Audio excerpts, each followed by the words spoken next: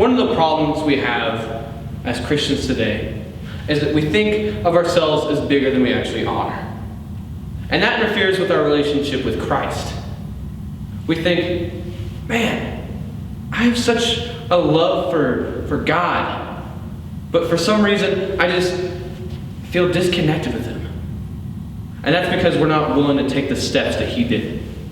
When I was younger, I saw an ad on a website for a job as a janitor, actually at my old middle school. And I thought to myself, there's no way I'm going to be able to do that. Or there's no way I would want to do that. So lower myself to a place like that, just clean up after everyone's disgusting filth?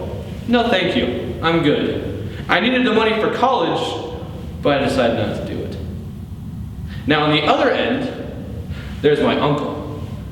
He needed money in order to get his bride a wedding ring. And he is out of a job for a long time. And the only job available to him at the time was cleaning up streets in LA, which is by far one of the worst places in the country to clean up. There's partying going on constantly, broken beer bottles everywhere. But he commits to it. And he goes from being a guy who just sweeps the street constantly to now he is a CEO of an electric company that handles the electricity for 13 different states here, and he's living really pretty. Me? Because of my decisions, I have to deal with a lot of student loans.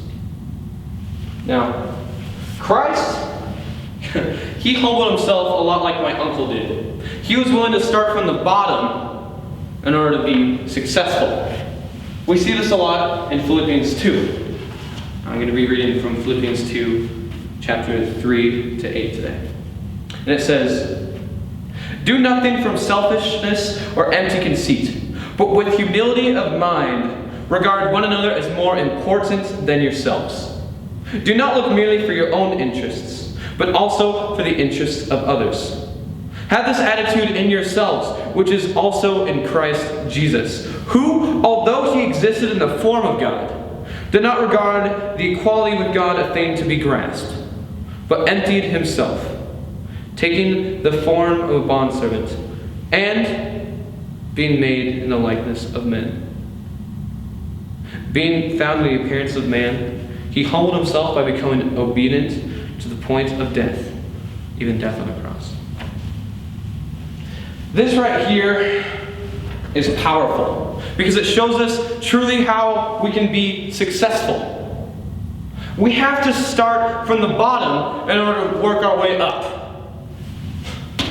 Jesus himself did it. But yet, him, being the creator of the universe, was able to humble himself to not only the form of man, but a bond servant, one of the lowest forms of man. And yet I couldn't even become a janitor. Not only did he lower himself to a man, but what he did on earth also showed the mind of humility that truly encaptures the person of Christ. One of the places that he did that in is in Luke 5, when he talks to a leper of all people. And not only does he talk to him, interact with him, but he heals him. Now at the time, this was in Jerusalem. The culture there was very much based on honor and shame. Honor showed how much value you had as a person, determined your worth. And the leper was of the lowest worth. He was rejected. He was an outcast. The fact he would even talk to him was basically like him talking to dung. And the fact that he touched dung, him being a rabbi in that place, it was almost like committing treason. Not only that, but my favorite example of humility in the Bible that Jesus shows is in John 13. This is when the apostles had just come back from a long day of trekking everywhere. Walking around in the dirty roads that they used to have, getting disgusting. And they came to have supper. But Jesus didn't sit down and eat with them. No. What he did, and what I think is the most amazing thing that Christ could possibly have done, is he lowered himself like this. And he took off their disgusting, horrible shoes and washed their feet like a bondservant. Now tell me, what does this angle mean right here? This level distribution. You are more significant than me. In order to be successful in our endeavors with Christ, we need to have that same mind.